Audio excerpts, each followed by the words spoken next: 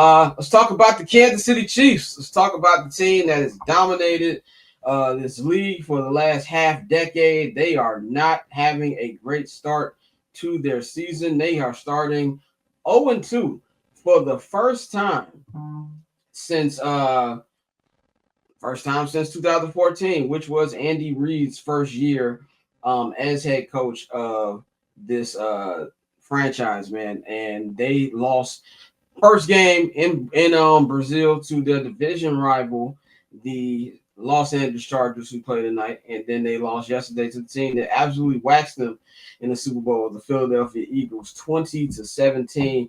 Patrick Mahomes having a very pedestrian afternoon, evening, 16 for 29, 187 yards passing, one touchdown, one interception.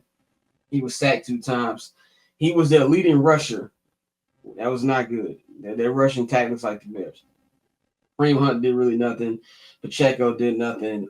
Receiving tip. Kelsey just needs to retire and do shitty Amazon movies because he's not doing that. And their receiving core. I mean, who are these guys? Tyquan Thornton. You got Rancho Cucamonga Brown, Nico Remingio. Like, I don't even know some of these dudes, man. Like, it just looks terrible. But 0-2. They've got some favorable, I don't know if you want to call them favorable with the way this offense has been heading, but the Chiefs coming up, the Chiefs have Sunday Night Football next week against the New York Giants. They've got the Ravens at the crib after that, which is not good. They got the Jaguars in Jacksonville, and then they've got the Lions on Sunday Night Football. So, yeah, the next four, you got 2 winnables in 2 games that you're probably gonna lose if your offense keeps looking the way it's looking. So I do feel like there's a chance right now for real panic if you are a Chiefs fan because you've never seen them look like this. And I think the fact of the matter is Pat has nobody to throw to. I think that's really what it comes down to. This is not a matter of bad play calling. Obviously, I've never talked bad about Andy Reid's play calling. I think the defense. Yo, Orlando, you gotta stop putting comments that I can't post on the screen. This is hilarious, but I can't post that, bro. But he has nobody to throw to. He has nobody to throw to, and we see that time and time again. Travis Kelsey, not the man who used to be. Rice is still gonna be out for a couple games. David Worthy was on one leg yesterday, didn't look good. It's just a mess. It's just a mess. It's not to the point where I would think that this season is going to go fully off the rails because this is still Patrick Mahomes. This is still Andy Reid. And, sometimes you can have a lukewarm season and still win a Super Bowl. We've seen the Patriots do that a couple times. So they're officially at the part of as a franchise in this run that it doesn't really matter what they do in the regular season, but you also don't want to be going out here having this. Get a Philadelphia Eagles. When we get to the Eagles side in just a second, you got to be feeling awesome about like this. Joseph, that's yeah, they look like a Bears offense. Everybody wants to know what Patrick Mahomes looked like with the Chicago Bears. Watch these first 2 games. That's what he would look like. He would not look like a generational quarterback. We came on this show last week and we asked, have Josh Allen and Lamar Jackson surpass them? It's performances like that make you ask. And, especially coming in with the revenge factor and them thinking that, we got to get him back. They had this game circled since the minute Kendrick Lamar left the stage after. Like, that's when the game was over. So, they've had a circle since then, and Philly went there. Philly walked in there like a champ. Philly walked in there like they were the team that's been dominating this league for the last 5 or 6 years. And, it just did not look good right now. And I think it's actually time to worry a little bit. Bang, what's your thoughts on what you saw yesterday for the Chiefs? I ain't worried because I picked them to go 0-2. Like I picked them to go 0-2. I picked the Chargers, right. I picked the Chargers to win that first game of the year, and I picked the Eagles to win this one too. Yeah, they're gonna struggle against some of the teams, the bigger teams, name teams that they've gone against. Like I mean, the Ravens game, even though on paper the Ravens should demolish them for what we see. Man, the Ravens nut up a bit when it comes to going up against some of these bigger name teams. Look at what they did with the Buffalo Bills. They should have won that game. What happened, right? The Giants is a get right game. They should blow the roof off of MetLife Stadium, and then the Chiefs going up against the Jaguars.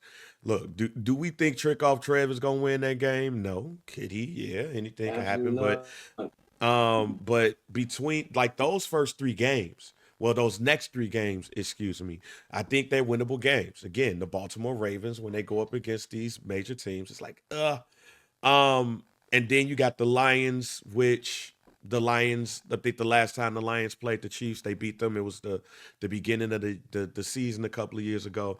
When we did Barbershare season kickoff at a spot in the West Loop that I won't mention.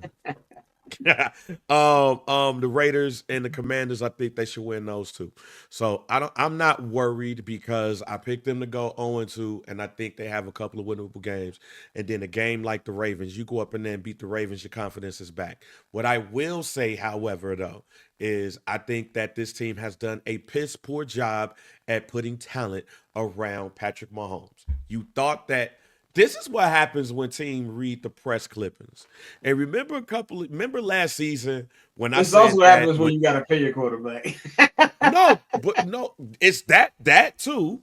But remember, I think it was last season when you and Dante was yelling at me when I was like, I ain't putting Patrick Mahomes as the greatest of all time yet. Like it's still the back half of the season.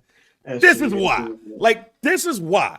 Because you start to see what happened when talent ain't around you. You start to see what happens when you ain't got a top flight running back behind you, when you ain't got the wide receivers, when your offensive line is tough. Are you the greatest of all time right now?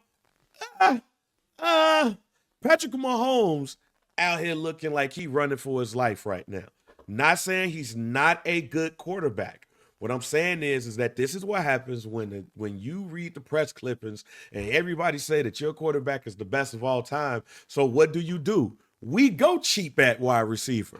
We go cheap at running back. We go cheap at the offensive line position because we just paid you $500 million. And yeah, we could go ahead and give you some bonuses to give us some cap space and all of that shit. But nah, man, we ain't about to go out there and get no top flight wide receiver.